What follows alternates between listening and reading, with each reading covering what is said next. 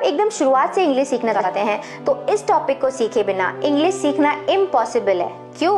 क्योंकि ये topic English का लगभग 50 to 60% कवर करता है। क्या आप जानते हैं कि इंग्लिश एक इतनी इजी लैंग्वेज है जिसमें बहुत सिंपल इंग्लिश बोली जाती है। आप किसी भी बड़े एक्टर का या किसी भी बड़े इंसान का इंटरव्यू उठा के देख लीजिए, आप देखना ना उसमें एकदम सिंपल सेंटेंसेस बोले जाते हैं, बट वहाँ पर बस वो लोग थोड़ी सी अच्छी वोकेबलरी यूज़ कर लेते हैं, थोड़े अच्छे फ्रेजेस यूज़ कर लेते हैं, तो आपको लगता है कि हमसे तो कुछ बनता ही नहीं है। बट 50 to 60% इंग्लिश इज बहुत सिंपल, बहुत ईजी। उसमें सिर्फ ये इस वर्ब का यूज होता है। अगर आप इसको सीख जाते हो तो ट्रस्ट मी, आप 50 to 60% इंग्लिश पे आपने समझ लो कंट्रोल पा लिया। तो बेसिकली हम क्या सीखने वाले हैं? हम इस वीडियो में सीखने वाले हैं वर्ब टू बी। ये ऐसा टॉपिक है ना जो पहली क्लास से लेकर आपको एकदम प्राइमरी लेवल पर ही सिखा दिया जाता है, बट आपको पता ही नहीं होता कि इस टॉपिक का यूज़ क्या है, उसको डेली लाइफ में कैसे यूज़ करना है, और इसको आप एकदम प्रैक्टिस में नहीं ला पाते हो ना, अपनी लाइफ में यूज़ नहीं कर पाते हो ना, तो आपको पता ही नहीं चलता कि आपने पढ़ा क्या है, आपसे बनता क्या क्या है। यानी इस टॉपिक का पोटेंशियल क्या है वो आप कभी समझ ही नहीं पाते हो। आप अपनी लाइफ में किस तरीके के सेंटेंसेस बोलते हो? आप ऐसा बोलते हो ना, चाय बहुत गर्म है, या चाय गर्म थी, बच्चे भूखे थे, ये मेरे भाई का फ्रेंड है, उसके दोस्त बहुत बिजी हैं, मेरे पापा आर्मी में थे। इस तरीके के सेंटेंसेस ना आप ये सारे सेंटेंसेस बना सकते हो अगर आप वर्ब टू बी सीख लेते हो। वर्ब टू बी यानी क्या सीखना है हमको? बेसिकली हमको सीखना है is, am, are, was, were, will be, being, been, ये सीखना है। तो अब बी और ये, इसमें क्या कनेक्शन है? एक तरफ मैं बोल रही हूँ कि हमें वर्ब टू बी सीखना है, दूसरी तरफ मैं बोल रही हूँ कि हमें ये सब सीखना है।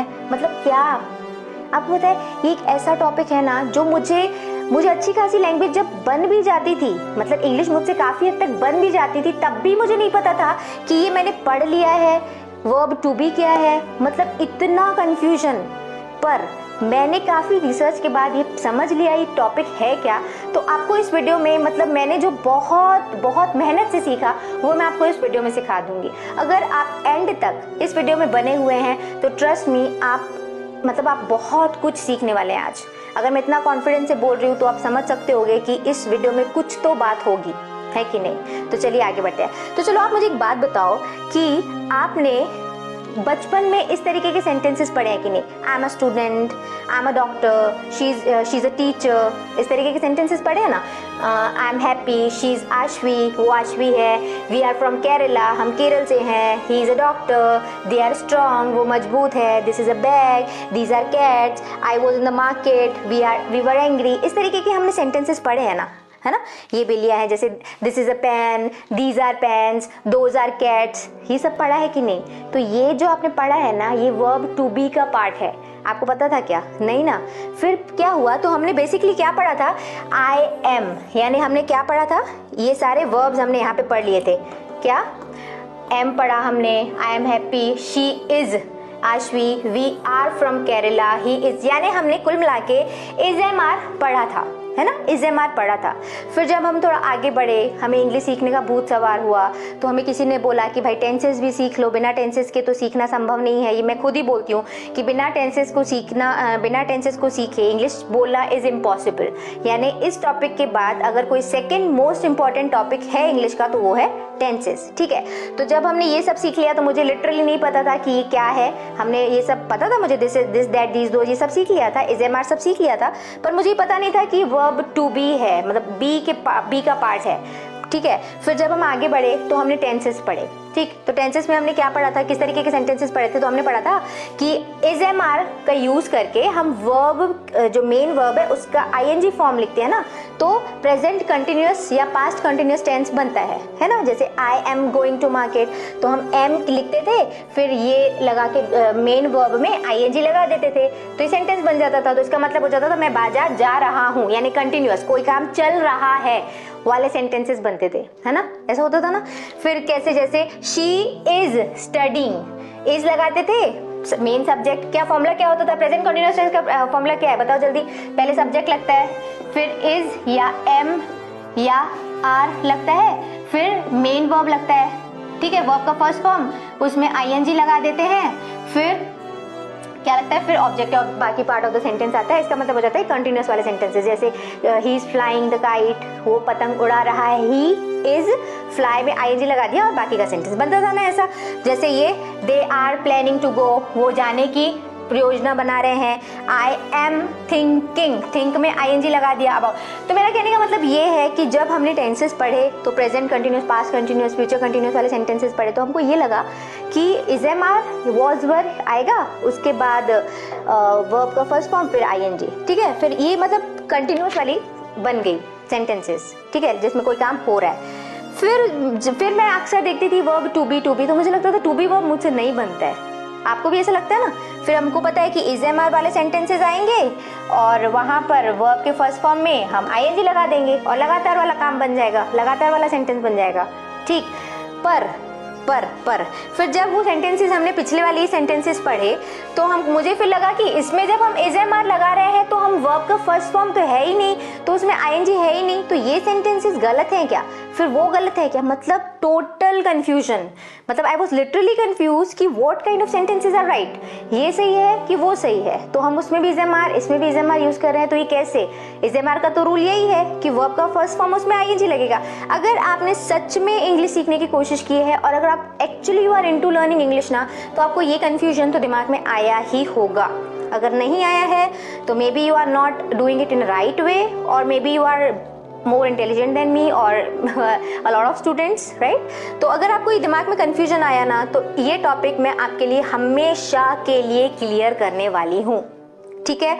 तो बेसिकली ये जो confusion है ना, इसका solution छुपा हुआ है verb to be के अंदर। तो verb to be क्या होता है, verb to be क्या है? अच्छा, बी बताओ मैं आपको, चलो एक मैं बात बताती हूँ। जैसे कोई भी verbs होते हैं, कोई भी वर्ब है उसका मीनिंग होता है और उनके फर्स्ट, सेकेंड, थर्ड फॉर्म होते हैं ना, ठीक। जैसे हमारे पास एक वर्ब है गो, ठीक, ये गो है वर्ब जिसका मतलब क्या होता है? जाना। गो का मतलब होता है जाना। इसका सेकेंड फॉर्म होता है वेंट, ठीक, गो वेंट। फिर आता है गॉन, इसका थर्ड फॉर्म। इसका आईएनजी फॉर्म आता है गोइंग, ठीक है। और इसका फिफ्थ फॉर्म क्या आता है? गोज, ठीक। तो कौन सा फॉर्म हुआ? ये फर्स्ट हुआ, ये सेकेंड फॉर्म हुआ वर्ब का, ये थर्ड फॉर्म हुआ, ये आईएनजी फॉर्म हुआ और ये हुआ फिफ्थ फॉर्म, ईएस फॉर्म हुआ ना। यानी एक नॉर्मल वर्ब के इतने टाइप्स होते हैं, 5 फॉर्म होते हैं, राइट। वैसे ही कोई और बोलो ड्रिंक, या चलो एक और राइट बोल दो, राइट, रोट, रिटर्न, फिर राइटिंग, राइट, इस तरीके से होते हैं कि नहीं वर्ब के फॉर्म। तो देखो, चलो यहाँ पे मैंने लिखी हुई है चार्ट। जैसे ड्रिंक है, ड्रिंक, ड्रैंक, ड्रंक, ये फर्स्ट फॉर्म, ये सेकेंड फॉर्म, ये थर्ड फॉर्म, ये फोर्थ फॉर्म और ये फिफ्थ फॉर्म वर्ब के। तो ड्रिंक मतलब पीना, ड्रैंक, ठीक है, ड्रंक, ड्रिंकिंग, ड्रिंक्स, 5 फॉर्म हुए। वैसे ही फ्लाई मतलब उड़ाना, फ्लू, फ्लोन, तीनों फॉर्म हो गए। फ्लाइंग, इसका आईएनजी फॉर्म या प्रेजेंट पार्टिसिपल भी बोलते हैं, या फ्लाइज, ठीक है। वैसे ही राइट, रोट, रिटर्न, यानी हर एक वर्ब के नॉर्मली 5 फॉर्म होते हैं जिनको हम यूज करते हैं। इतना तो आपको पता है ना, ठीक है। तो वैसे ही ये जो वर्ब टू बी होता है, ये भी एक नॉर्मल वर्ब है। जैसे ये वर्ब है, ये वर्ब है, ये है, ये है, ये गो, वेंट, गॉन, कम, केम, कम, कमिंग, कम, कम्स। तो ये जैसे नॉर्मल वर्ब्स है ना, क्रियाएं हैं, वैसे ही वर्ब टू बी भी एक क्रिया है। बी, ठीक है, ये बी, इसका मतलब होता है होना। जैसे इन वर्ब्स का मतलब है नॉर्मल, ये पीना, उड़ाना, लिखना, जाना, आना, वैसे ही बी का मतलब होता है होना। कोई काम या कोई चीज या कोई व्यक्ति का होना, एग्जिस्ट करना, उसका प्रेजेंट होना, ये होता है होना, बी का मतलब। तो जैसे इन वर्ब्स के फॉर्म हैं, तो वैसे बी का भी तो फॉर्म होना चाहिए ना। इन वर्ब्स के नॉर्मल 5 फॉर्म है, तो बी जब एक नॉर्मल क्रिया है, नॉर्मल वर्ब है, तो उसके भी तो फॉर्म होंगे कि नहीं होंगे, ठीक है। तो जब इनके जैसे फॉर्म होते हैं ना, वैसे ही बी के भी फॉर्म होते हैं। ये इन्हीं में से ये लिस्ट हो गई बी, ठीक है। यहाँ पर बी का, पर बी एक बहुत अलग तरीके का वर्ब है, इनके कितने नॉर्मल फॉर्म है, drink, drank, drunk, drinking, drinks, go and gone, ये है ना, go and gone, going, goes, fly, flu, phloem, flying, flies, इस तरीके से है ना। पर बी के फॉर्म्स ऐसे नहीं होते हैं, बी के एकदम अतरंगी से विचित्र से फॉर्म होते हैं, जिसकी वजह से ही ये सारा कंफ्यूजन होता है। बी एक बहुत अलग तरीके का वर्ब है।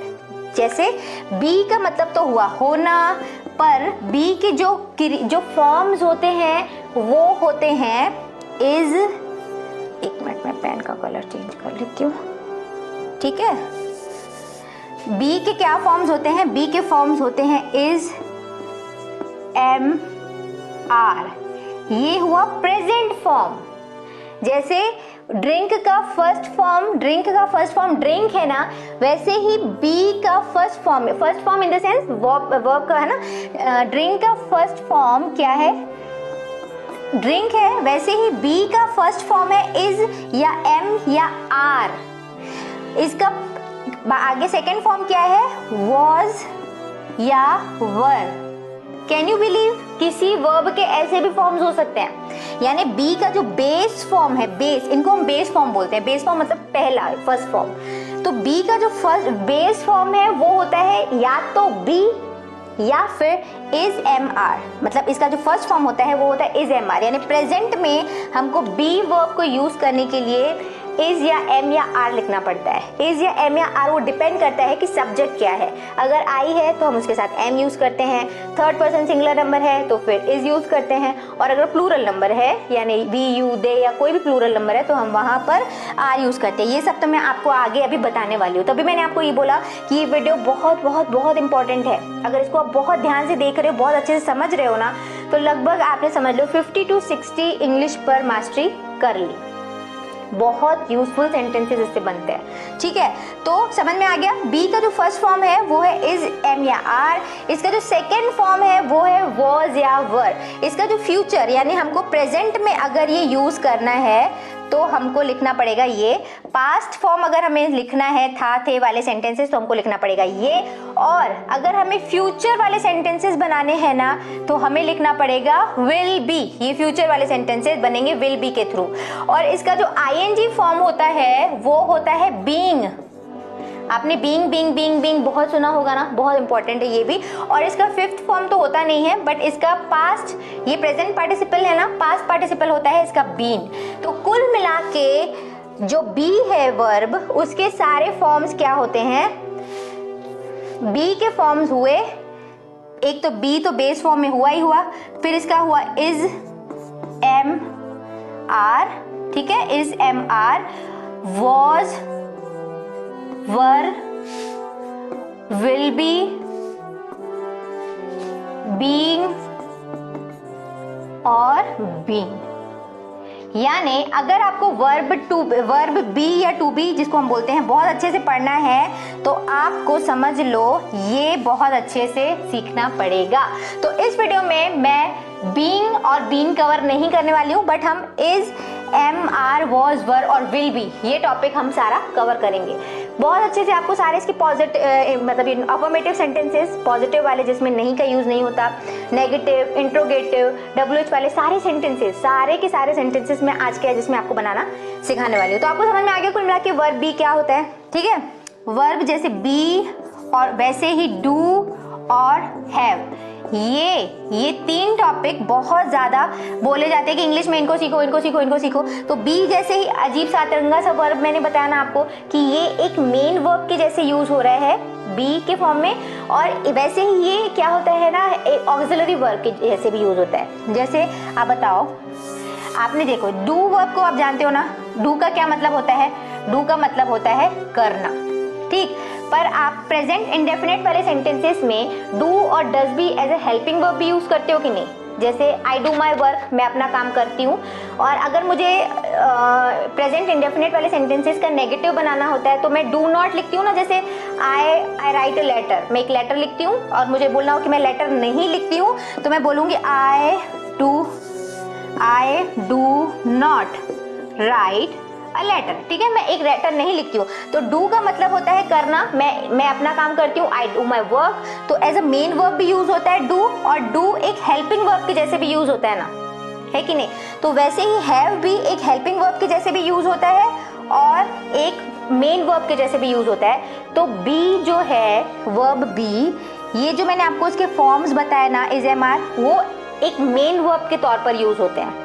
आपको समझ में आएगा मैं आपको क्या बोल रही हूँ। और मेन वर्ब के जैसे भी यूज होते हैं, और जो बी है ना, इज एम आर, वो हम हेल्पिंग वर्ब के जैसे भी यूज करते हैं। यानी मैंने आपको इसमें जो ये वाला बताया था, ये वाले सेंटेंसेस जो मैंने आपको बताया ना, इन सारे सेंटेंसेस में जो इज एम आर है वो एक मेन वर्ब के जैसे यूज हुआ है, मेन वर्ब के जैसे। वैसे ही ये वाले जो स्लाइड है, इसमें जो मैंने आपको कंटिन्यूस वाले सेंटेंसेस में इज एम आर का यूज बताया, इनमें इज एम और आर एक हेल्पिंग वर्ब के जैसे यूज हुआ है।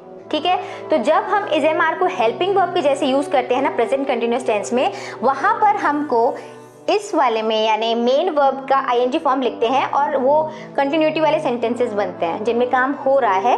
बट जो मैंने आपको पहली स्लाइड बताई, उनमें जो वर्ब है, बी वर्ब है, इज एम आर है, वो एक मेन वर्ब के जैसे यूज होता है। इसीलिए हम वहां पर हमको मेन वर्ब में आईएनजी नहीं लगाना पड़ता। आपको समझ में आया कि मैं आपको क्यों बोल रही थी कि मुझे आज तक समझ में नहीं आया था कि हो क्या रहा है। ये इसीलिए ऐसा था ना, क्योंकि बहुत कंफ्यूजिंग है। कई लोगों को नहीं पता होता है कि बी का is am are present form है, उसका सेकेंड फॉर्म है वॉज वर, उसका फ्यूचर फॉर्म है विल बी। तो यानी बी वर्ब जब हम उसको मेन वर्ब के जैसे यूज करते हैं तो हमको ये सारे फॉर्म्स लिखने पड़ते हैं इज एम आर। और अगर हम उस प्रेजेंट में यूज करें, प्रेजेंट कॉन्टिन्यूस टेंस में बी वर्ब को यूज करें, तो हम इज एम आर के साथ हम मेन वर्ब आईएनजी ये सब लिखते हैं। यानी वहां पर वो एक ऑक्सिलरी वर्ब यानी एक हेल्पिंग वर्ब के जैसे यूज होता है। तो कुल मिला के जो ये वर्ब टू बी है, इसके दो फॉर्म होते हैं। एक होता है एक एज ए मेन वर्ब के जैसे यूज होता है, और दूसरा हेल्पिंग वर्ब या फिर जैसे हम ऑक्सिलरी वर्ब भी बोलते हैं, ये वैसे यूज होता है। ठीक है, तो ये as a helping verb present continuous tense में यूज होता है, राइट। और एज अ मेन वर्ब ये जो हम नॉर्मल सिंपल सेंटेंसेस पढ़ रहे हैं वहां पर यूज होता है। So hope I am clear. आगे बढ़ते हैं, देखते हैं नेक्स्ट आगे। ठीक है, तो ये वर्ब टू बी का मैंने डिवाइड आपको बता दिया था। ये प्रेजेंट, पास्ट और फ्यूचर में कैसे यूज होता है। इज एम आर प्रेजेंट के जो मेन जिस फॉर्म में यूज होता है, प्रेजेंट का फॉर्म है इज एम आर।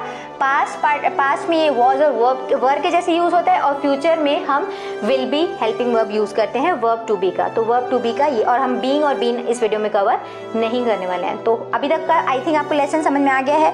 अगर मैं बहुत ज़्यादा डिटेल में चली गई हूँ, अगर आपको नहीं समझ में आया तो आप थोड़ा सा पीछे जाइए, फिर से सुनिए मैं आपको क्या बोल रही हूँ। क्योंकि हो सकता है कई बार इनफैक्ट मैं बहुत ज़्यादा डिटेल बताने के चक्कर में ना बहुत ज़्यादा डिटेल बता देती हूँ। तो I don't know if I am clear और नॉट, आपको सब समझ में आया कि नहीं आया तो आप नीचे कमेंट सेक्शन में मेंशन करिएगा। अगली बार से मैं थोड़ा सा कम बता दिया करूंगी। चलिए आगे बढ़ते हैं। ठीक है, तो टू बी वर्ब के कितने फॉर्म होते हैं, प्रेजेंट, पास्ट और फ्यूचर। प्रेजेंट के वर्ब्स जो होते हैं वो है इज एम आर, ये पास्ट का जो फॉर्म है वो वॉज वर, और विल बी फ्यूचर का। ठीक है, तो ये आपको पता है कि इज का मतलब होता है, एम का मतलब हूँ, आर का मतलब है क्या है। ठीक, आगे बता रही हूँ मैं आपको। खैर, तो ये मैंने पूरा चार्ट आपके लिए बनाया हुआ है। इसको अगर आप बहुत ध्यान से देख रहे हैं ना तो आपको सब समझ में आ जाएगा।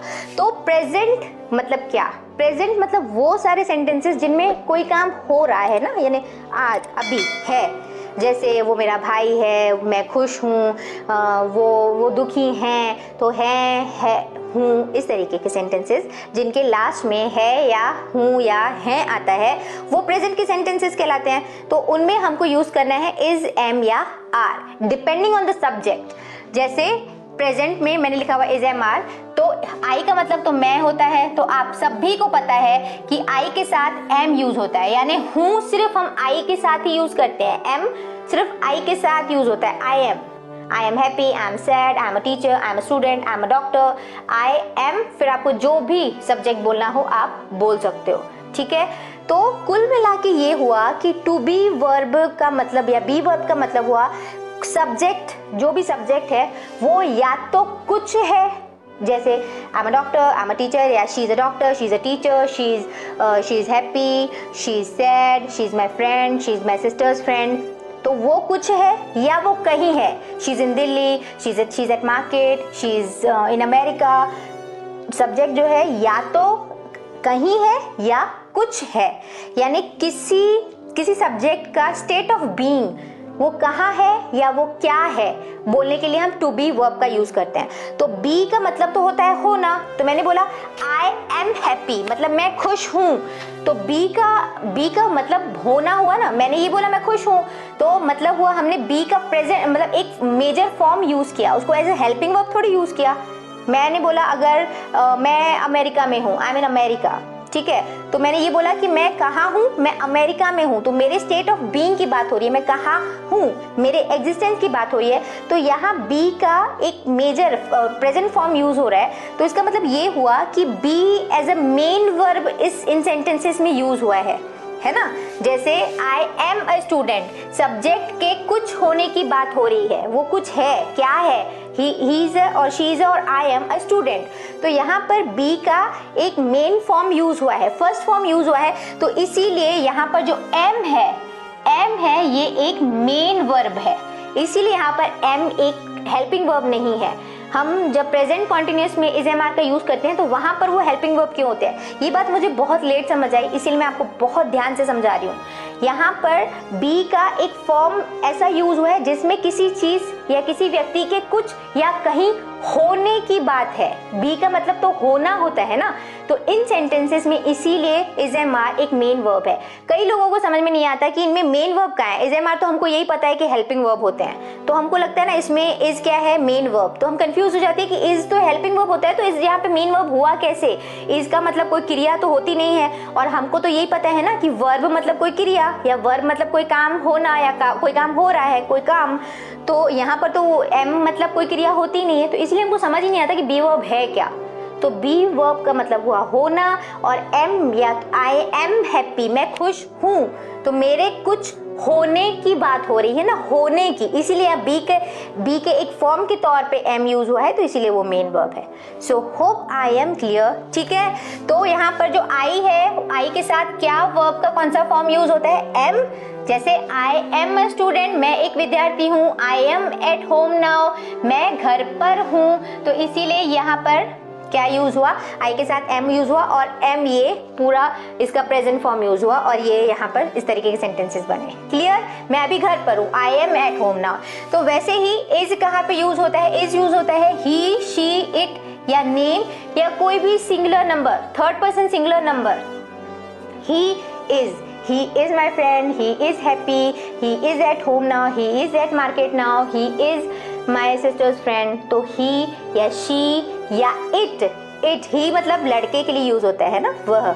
she लड़की के लिए यूज होता है, वह यूज होता है नॉन लिविंग ऑब्जेक्ट्स के लिए, यानी आपको किसी निर्जीव वस्तु के लिए जब बोलना हो, चेयर, कुर्सी, या किसी एनिमल के लिए बोलना हो जिनका जेंडर आपको नहीं पता, या किसी पक्षी की आप बात कर रहे हो, वहां पर इट यूज होता है, उनके साथ भी इज का यूज होता है। और या फिर किसी का नाम हो जैसे राहुल, या कोई भी singular person, singular number third person, ठीक है, तो इनके साथ इज का यूज होगा। Rahul is my friend, my brother is kind, third person singular number है ना, माई ब्रदर, ये क्या है, ही नहीं है, शी नहीं है, इट नहीं है, किसी का नेम भी नहीं है, थर्ड पर्सन मतलब क्या हुआ, आपके और मेरे अलावा जब भी कोई तीसरा इंसान की बात होती है तो वो थर्ड पर्सन कहलाता है। और अगर जिसकी बात हो रही है, my friend, my brother, my sisters, niece, है ना, इस तरीके से अगर हम किसी भी इंसान की बात कर रहे हैं जो हम दोनों के अलावा है, आपके और मेरे अलावा है, तो वो थर्ड पर्सन, और अगर वो एक है व्यक्ति तो उसके साथ इज, ठीक है। तो जैसे माई ब्रदर इज काइंड, समझ में आ गया। बाकी वी, यू और दे या plural number, third person plural number, आपके और मेरे अलावा कोई भी तीसरा व्यक्ति, बट वो एक नहीं, एक से ज्यादा है, तो वहां पर हम आर का यूज करते हैं। जैसे Mohan and Sohan are happy, वो दोनों खुश हैं, है ना। तो एक या दो से ज्यादा लोगों की बात होती है तो क्या आर यूज करते हैं। जैसे दे आर ऑनेस्ट, वो ईमानदार है, ठीक है। तो बहुत सिंपल है, अभी मैंने बहुत डिटेल में बताया, इसलिए आपको थोड़ा सा डिटेल लग सकता है, बट ये बहुत सिंपल है, ट्रस्ट में बहुत सिंपल है। अगर आपने इन सेंटेंसेस की प्रैक्टिस कर ली ना, तो ट्रस्ट में बहुत आसानी से आप लगभग 50 to 60% जो भी इंग्लिश में सेंटेंसेस यूज होते हैं वो कवर कर सकते हो, ठीक है। तो प्रेजेंट का देख लिया आपने कैसे, मैं आगे अभी आपको और बाकायदा स्ट्रक्चर के साथ भी बताने वाली हूँ। नेगेटिव और इंट्रोगेटिव, नेगेटिव, ये सारे सेंटेंसेस भी बताऊंगी, आप जस्ट होल्ड तो करो, ध्यान से देखो तो सही, ठीक है। तो प्रेजेंट हमने देख लिया, अब पास्ट में था, थे, थी वाले सेंटेंसेस आते हैं जैसे, और इसमें क्या था, वॉज और वर ही यूज होता है। जैसे आई, ही, शी, इट, नेम, या कोई भी थर्ड पर्सन सिंगुलर नंबर है तो इन सब के साथ हम वॉज यूज करते हैं। आपको पता तो है ना, वह मेरा दोस्त है या वह मेरा दोस्त था। तो जब भी हमको था वाले सेंटेंसेस बोलने हैं ना तो हम वॉज यूज कर लेते हैं। जैसे वो मेरी फ्रेंड थी, वो मेरा बैग था, वह मेरा बैग था, यानी जब भी एक वचन की बात हो रही है तब हम वॉज का यूज करेंगे, और जब ज्यादा की बात होगी तब हम क्या यूज करेंगे, वर यूज करेंगे। जैसे वी वर, हम गए थे या दुकानें बंद थी, ठीक है। तो जब भी एक से ज्यादा की बात होगी तो वहां पर वर यूज होगा, और यू के साथ भी वर यूज होता है। जैसे देख लो, आई वॉज हेल्पलेस, मैं मजबूर था, तो था एक वचन की बात हो रही है तो हमने वॉज यूज किया। ही वॉज माई फ्रेंड, वो मेरा मित्र था। यू वर देयर, तुम वहां थे, है ना, थे हम बोलते हैं ना, तो इसलिए वहां पर वर यूज होगा। Children were happy, the children were happy, बच्चे खुश थे। अगर था वाले सेंटेंसेस आएंगे तो वॉज, ज्यादा वाले सेंटेंसेस आएंगे, है ना, तो वर, थे वाले सेंटेंसेस हम वर लगा देंगे, ठीक है। अभी इतना समझते जाओ, आगे और आपको प्रैक्टिस के लिए बहुत कुछ मिलने वाला है। फ्यूचर वाले सेंटेंसेस देख लो, फ्यूचर जैसे होगा या होंगे या होगी, इस तरीके के वाले जो भी सेंटेंसेस बनेंगे ना तो हम वहां पर क्या यूज करते हैं, विल बी। जब भी, और इन सब में हमको थोड़ा बाउंडेशन है ना कि आई के साथ या इनके साथ ये यूज होगा। विल बी फॉर ऑल, जितने भी सब्जेक्ट्स हैं सबके साथ हम विल बी यूज करते हैं। हालांकि इसके साथ शैल बी भी आता है, बट अभी जो इंग्लिश है ना, करंट इंग्लिश है, स्पोकन इंग्लिश है, वहां पर शैल बी नहीं यूज होता है, वो ऑब्सोलीट हो चुका है। विल बी ही यूज होता है सारे सब्जेक्ट के साथ, बट अगर आप चाहे तो आई वी के साथ आप शैल बी यूज कर सकते हैं, शैल बी, बट सभी के साथ अगर आप विल बी करो तो वो ज्यादा बेटर है। तो जैसे, और इसका मतलब क्या होगा या होंगे या होगी। जैसे वो डॉक्टर होगी या डॉक्टर बनेगी, वो अभी सो रही होगी या वो अभी घर पर होगी, वो सोई होगी, दुकानें बंद होंगी। तो इस तरीके के सारे सेंटेंसेस विल बी के साथ बनते हैं। जहां पर आप फ्यूचर की बात करते हो, ऐसा होगा, सब्जेक्ट वो खुश होगी, यानी जो भी सब्जेक्ट है वो या तो कुछ होगा या कहीं होगी, वो जो है वो बहुत दुखी होगी, वो पास हो गई होगी, है ना। तो ऐसे, जैसे वी विल बी रिच, हम रईस होंगे, फ्यूचर की बात है, हम रिच हो जाएंगे, है ना, अमीर हो जाएंगे। या she will B at home tomorrow, वो कल घर पर होगी। तो जब भी फ्यूचर की बात होती है ना तो इस वहां पर हम विल बी का यूज करते हैं, ठीक है। आगे देखते हैं कि ये सारे सेंटेंसेस का स्ट्रक्चर कैसे बनता है और इनका नेगेटिव, इंट्रोगेटिव और बाकी WH वाले सेंटेंसेस कैसे बनते हैं। ये यहाँ पर देखो, आपको चार्ट दिख रहा है, इस तरफ आप देख लो, चार्ट है ये पूरा। यहाँ पर मैंने लिखा हुआ है प्रेजेंट, जो कि इज एम आर, ये है, ये सब बता चुकी हूँ मैं आपको। तो इनमें सेंटेंसेस का मेनली स्ट्रक्चर होता क्या है, ये देखो। सबसे पहले बेसिकली ये जो सेंटेंस टू बी वाले जो सेंटेंसेस होते हैं ना, वर्ब टू बी वाले सेंटेंसेस, इनमें सबसे पहले आता है सब्जेक्ट। अभी तक आपने देखा ना, आई वी यू दे, ये सारे सब्जेक्ट सबसे पहले आ रहे हैं। इनके बाद आता है वर्ब। अब मेन वर्ब यानी टू बी वर्ब के फॉर्म्स, प्रेजेंट है तो इज एम आर, पास्ट है तो वॉज वर, और अगर फ्यूचर है तो विल बी आएगा। ये क्लियर है, बहुत सिंपल। इसके बाद सिंपली आता है ऑब्जेक्ट, जो भी ऑब्जेक्ट है उसके आगे अगर कोई भी पार्ट ऑफ द सेंटेंस है तो वो आ जाएगा। कितना सिंपल है, subject plus is am are plus object. और अगर आपको इसका नेगेटिव बनाना है तो इज एम आर या जो भी मेन वर्ब है ना, उसके बाद आप नॉट लगा दो। आपको पता तो है, सबको पता है, सबने थोड़ा बहुत तो पढ़ाई होता है, टेंसेस वगैरह सबको पता है। हमेशा अगर आपको किसी भी सेंटेंस का नेगेटिव बनाना है ना तो उसमें वर्ब के बाद या हेल्पिंग वर्ब के बाद आपको नॉट लगाना होता है। जैसे she is happy, she is not happy, she is my friend, she is not my friend. तो इज एम आर के बाद आपको नॉट लगा देना है नेगेटिव सेंटेंसेस में, और ये अफर्मेटिव सेंटेंसेस में subject plus is am are plus object. और अगर आपको उसका इंट्रोगेटिव बनाना है कि वो एक डॉक्टर है, शी इज अ डॉक्टर, वो डॉक्टर नहीं है, she is not a doctor, क्या वो एक डॉक्टर है, तो आपको जो भी मेन वर्ब है ना उसको आगे लगा देना होता है। She is not a doctor, is she a doctor, यानी इज एम आर में जो भी हेल्पिंग वर्ब है या जो मेन वर्ब है वो आपको आगे लगाना है, फिर सब्जेक्ट ऑब्जेक्ट और फिर आ जाएगा क्वेश्चन मार्क, ठीक है। और अगर आपको इसका WH बनाना है तो जो भी WH वर्ड है वो लिखो, फिर उसके तुरंत बाद हेल्पिंग वर्ब लिखो। ये वाला ही स्ट्रक्चर बाद में आएगा, बस आगे WH आ जाएगा। हेल्पिंग वर्ब ये आ जाएगा, सब्जेक्ट ऑब्जेक्ट और क्वेश्चन मार्क, क्लियर। जैसे I am a doctor, I am not a doctor, am I a doctor, क्या मैं एक डॉक्टर हूँ, why am I a doctor, मैं एक डॉक्टर क्यों हूँ, why am I a doctor, तो वाई हमने लगा दिया, फिर एम, फिर आई, फिर ओ, ठीक है, ये हो गया। इसके बाद आपने ये ऑब्जेक्ट लगा दिया, क्लियर? वैसे ही आपको ये वाले सेंटेंसेस, अगर आपको ये स्ट्रक्चर समझ में आ गया तो ये भी सेम है, subject plus was verb plus object, subject plus was verb plus not, ये मैंने नॉट यहाँ पर नहीं लिखा है, ठीक है? तो इधर नॉट आएगा, फिर आएगा ऑब्जेक्ट, इसके बाद नेगेटिव बनाने के लिए, फिर आपको ये अगर इंट्रोगेटिव बनाना है तो वॉज वर्ब आगे आ जाएगा, सब्जेक्ट और फिर आएगा यहाँ पर ऑब्जेक्ट क्वेश्चन मार्क, फिर WH वाले सेंटेंसेस, फिर WH वाले बनाने हैं तो WH word, was word, subject and object and question mark. जैसे हमको अगर यही वाले इसी आई एम अ डॉक्टर, मैं एक डॉक्टर हूँ, कहीं हमको पास्ट का बनाना है, आई एम अ डॉक्टर का बनेगा I was a doctor, I was not a doctor, was I a doctor, was I not a doctor. अगर आपको नेगेटिव इंट्रोगेटिव दोनों बनाना है तो क्या मैं एक डॉक्टर नहीं थी, was I not a doctor, ये अभी मैंने स्ट्रक्चर आपको बताया नहीं है, वॉज आई नॉट, सब्जेक्ट के बाद नॉट लगा देना तो वो एक उसका चौथा टाइप बन जाता है इंट्रोगेटिव नेगेटिव। और अगर आपको WH बनाना है तो सबसे पहले WH वर्ड, जो भी जैसे मैं एक डॉक्टर क्यों थी,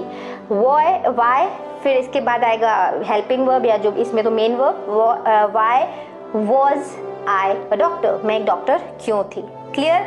सिमिलरली फ्यूचर के सेंटेंसेस बनेंगे जैसे सब्जेक्ट प्लस विल बी, सब हेल्पिंग वर्ब बस बदलता है, या जो मेन वर्ब है वो बदलता जाएगा, स्ट्रक्चर सेम ही रहेगा, subject will be object, subject will be not object, फिर विल आएगा। यहाँ पर देखो इस वाले वर्ब में दो वर्ड्स है ना, तो विल भी पूरा आगे नहीं आता है, विल बस आगे आएगा, विल फिर सब्जेक्ट फिर बी आता है, सब्जेक्ट के बाद फिर बी आएगा और बाकी remaining part of the sentence आ जाएगा, WH वर्ड, विल और सब्जेक्ट एंड देख लो स्ट्रक्चर, ठीक है? तो इसमें कैसे बनेगा, I will be a doctor, I will not be a doctor, will I be a doctor, will I not be a doctor, Why will I be a doctor? मैं एक डॉक्टर क्यों बनूंगी? तो इस तरीके से सेंटेंसेस बनेंगे। अब आपको सारी चीज समझ में आ गई है कि सेंटेंसेस कैसे बने हैं। स्ट्रक्चर बहुत सिंपल है, बहुत ज़्यादा सिंपल है, आपको सिर्फ इनकी बहुत अच्छे से प्रैक्टिस करनी है, ठीक है? तो आप कोई भी एक सेंटेंस उठाओ, उनको इन सारे स्ट्रक्चर्स के साथ एक ही बार में बोल दो। जैसे कोई भी एग्जाम्पल, जैसे वो मेरा दोस्त है, ही इज़ माई फ्रेंड, वो मेरा दोस्त नहीं है, he is not my friend. क्या वो मेरा दोस्त है, इज ही माई फ्रेंड? क्या वो मेरा दोस्त नहीं है, is he not my friend? ये मैंने स्ट्रक्चर बताया नहीं है, अगर आप चाहो तो उसकी प्रैक्टिस करो, नहीं तो आप डायरेक्ट WH वाला बोल देना। वो मेरा दोस्त क्यों है, why is he my friend, ठीक है? वो मेरा दोस्त था, ही वॉज माई फ्रेंड। वो मेरा दोस्त नहीं था, he was not my friend. वो मेरा दोस्त, क्या वो मेरा दोस्त था, वॉज ही माई फ्रेंड? वो क्या वो मेरा दोस्त नहीं था, was he not my friend? वो मेरा दोस्त क्यों था, why was he my friend? वो मेरा दोस्त होगा, he will be my friend. वो मेरा दोस्त नहीं होगा, he will not be my friend. क्या वो मेरा दोस्त होगा, will he be my friend? क्या वो मेरा दोस्त नहीं होगा, will he not be my friend? वो मेरा दोस्त क्यों होगा, Y will he be my friend? तो इस तरीके से आप बोल बोल के प्रैक्टिस करिए, ट्रस्ट मी आप बहुत कुछ सीखने वाले हो। अभी तो मैं आपको ऐसे ऐसे सेंटेंसेस बताऊंगी जो आपको सुनकर अभी, अगर आपको अभी तक भी ये चैप्टर ईजी लग रहा है, ये वाला वीडियो ईजी लग रहा है, तो आप आगे के सेंटेंसेस देख के आपको समझ में आ जाएगा कि ये ईजी तो है पर यूजफुल कितना ज़्यादा है, ठीक है? आगे समझ में, देखो आगे क्या है, आगे ये मैंने सारे आपको आपकी सिर्फ प्रैक्टिस के लिए ये दिया हुआ है सेंटेंसेस। देख लो ये सारे सेंटेंसेस, तुम जल्दी में हो वो मेरे पीछे है, तुम एक जाल में हो वो मेरा भाई जैसा है, ये सारे सेंटेंसेस इसी स्ट्रक्चर को लेके बने हुए हैं। तो यही तो सारे सेंटेंसेस है ना जो 50 to 60% इंग्लिश कवर कर रहे हैं, है कि नहीं? जैसे तुम जल्दी में हो, यू आर इन अ हरी, तुम जल्दी में हो, वो मेरे पीछे है, ही इज आफ्टर मी। तुम एक जाल में हो, you are in a trap, वो मेरे भाई जैसा है, he is like my brother to me, he is like a brother to me. ये पानी पीने लायक है, this is a drinkable water. तुम बेहद खूबसूरत हो, यू आर गॉर्जियस, है ना? तो देखो यू आर गॉर्जियस, यानी ही इज अ डॉक्टर, यानी हम नाउन तो यूज करते हैं, नाउन तो आपको पता है ना, व्यक्ति, वस्तु, स्थान, शहर, इन सब के नामों को तो हम नाउन बोलते हैं, बट हम एडजेक्टिव के साथ भी ये वाले फॉर्मूलाज बना सकते हैं। जैसे ये एडजेक्टिव है ना, सुंदर, गॉर्जियस, यू आर गॉर्जियस, तुम बहुत ज़्यादा गॉर्जियस या तुम बहुत बेहद खूबसूरत हो। तो इसी स्ट्रक्चर के साथ हमने यहाँ पर नाउन की जगह पे अगर हम एडजेक्टिव यूज कर लेते तो इस तरीके के सेंटेंसेस बन जाते हैं। तो देख लो इसी स्ट्रक्चर के साथ कितने सेंटेंसेस, कितने ब्यूटीफुल सेंटेंसेस बन रहे हैं। जैसे वो मुसीबत में है, ही इज इन ट्रबल, वो ये मेरी जिम्मेदारी है, दिस इज माई रिस्पॉन्सिबिलिटी। तुम बहुत बहादुर हो, यू आर वेरी ब्रेव, वो तो डरपोक है, ही इज चिकन हार्टेड, और ही इज अ कावर्ड, और ही इज टिमिड, है ना? सबका मतलब डरपोक ही होता है। तुम बेवकूफ हो, यू आर स्टूपिड और फूल, ये तो महंगा है, इट इज एक्सपेंसिव। ये सारे सेंटेंसेस बनते हैं कि नहीं? तो ये सारे बी वर्ब से बने हुए हैं जिनमें इज एम आर का यूज हुआ है या वॉज वर, ये तो सारे प्रेजेंट के सेंटेंसेस हैं। इन्हीं सबको आपको पास्ट में बनाना है और इन्हीं सबका आपको नेगेटिव, इंट्रोगेटिव, प्रेजेंट, पास्ट और फ्यूचर में बनाना और इन्हीं सबको आप बोल बोल के प्रैक्टिस करना और इन्हीं सबको आप सिर्फ इनका मैंने प्रेजेंट फॉर्म दिया है ना अफर्मेटिव, आप नेगेटिव, इंट्रोगेटिव, इंट्रोगेटिव नेगेटिव और WH वाले सबके साथ बनाना। देखना फिर इस वीडियो के एंड में आपसे कितनी इंग्लिश बन रही है और इन सारे सेंटेंसेस को आप डेली लाइफ में यूज़ करना। फिर आप मुझे कमेंट सेक्शन में बताना कि वीडियो एक मास्टरपीस है कि नहीं, आपको समझ में आया कि नहीं। खैर आगे देखो, वो मेरा गुलाम है, ही इज़ माई स्लेव, मैं मौज में हूँ, आई एम फैंटास्टिक, वो तो लालची है, ही इज़ ग्रीडी, वो मुझसे गुस्सा है, he is angry with me, वो खुले विचारों वाला है, ही इज ओपन माइंडेड, वो जिद्दी है, stubborn and so on so on so on so on. ये सारे सेंटेंसेस आप पढ़ो, आप ही के लिए लिखे हैं मैंने, है ना। मैं चाहती तो नहीं लिखती, आपको बोल देती थी प्रैक्टिस कर लो, बट मैं चाह रही हूँ कि ये टॉपिक को लेकर आप बहुत ज़्यादा क्लियर हो जाओ, तभी हम आगे जब पढ़ेंगे ना तो आपको और चीज़ें अच्छे से समझ में आने वाली हैं। क्योंकि जब पढ़ने और पढ़ाने में मज़ा आता है ना तभी चीज़ें सीखने को मिलती है ना, तभी सीखने में मज़ा आता है। खैर तो ये देखो सारे प्रेजेंट में है ना, अब आप इनको ले लेके इनका पास्ट बनाओ। जैसे वो जिद्दी है, ही इज स्टबर्न, तो आपको बनाना है वो जिद्दी था, ही वॉज स्टबर्न, और इनके आपको वो जिद्दी होगा, ही विल बी स्टबर्न। फिर इनके आपको नेगेटिव, इंट्रोगेटिव और सारे बनाने हैं। जैसे he is stubborn, he is not stubborn, is he stubborn, is he not stubborn, why is he stubborn, he was stubborn, he was not stubborn, was he stubborn, was he not stubborn, why was he stubborn, he'll be stubborn, he'll not be stubborn, will he be stubborn, why will he be stubborn। इस तरीके से आपको बनाने सारे sentences, ठीक है। तो I think ये चैप्टर या ये लेसन आपको बहुत अच्छे से समझ में आया। अगर हाँ तो give it a thumbs up and do share it with whoever you think, ये उनके लिए जिनके लिए भी वीडियो आपको लग रहा है यूजफुल होने वाला है तो उनके साथ इस वीडियो को ज़रूर शेयर करिएगा। एंड अगर आपको लग रहा है कि सिर्फ इतना ही लेसन है और बी के सिर्फ बी जो है वो is am are, was were, will be, being के फॉर्म में यूज होता है, तो आप गलत हैं। Be as a base form भी यूज होता है, यानी आप किसी भी मोडल वर्ब्स के साथ देख लीजिए। जैसे you should be kind to others, आपको दूसरों के साथ भी होना चाहिए, तो be as a base form भी कई जगह यूज होता है। हमेशा is am are, was were, will be के फॉर्म में नहीं यूज होता है। कई बार बी को बी के जैसे भी यूज करना चाहिए या करते हैं। जैसे बी के क्या यूज है as a base form, you should be kind to others, आपको दूसरों के प्रति दयालु होना चाहिए।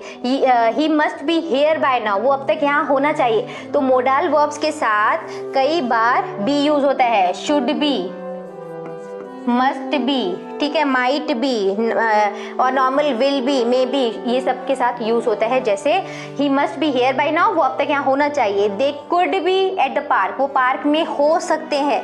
ही might be late for the meeting, वो मीटिंग के लिए उसे देर हो सकती है। बी काइंड टू अदर्स, दूसरों के साथ काइंड रहें। She will be busy tomorrow, वो कल व्यस्त होगी। The train will be delayed due to bad weather, बुरे मौसम के कारण ट्रेन में देर हो सकती है। You should be more careful while driving, आपको ड्राइविंग चलाते समय और केयरफुल होना चाहिए। तो इन सारे सेंटेंसेस में be as a base form भी यूज होता है। तो ये मैंने आपकी जानकारी के लिए आपको बता दिया।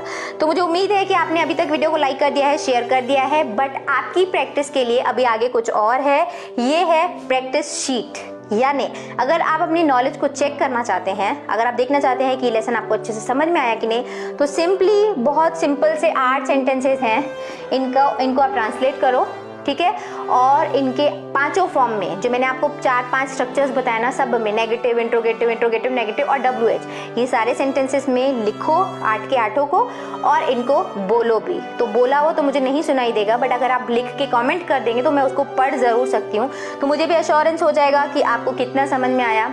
और लाइक्स और शेयर्स देख के तो मुझे पता चल ही जाएगा कि वीडियो आपको पसंद आया कि नहीं। So do like this video, share it, और अगर आप ऐसे वीडियोस और देखते रहना चाहते हैं तो चैनल को सब्सक्राइब ज़रूर करिएगा।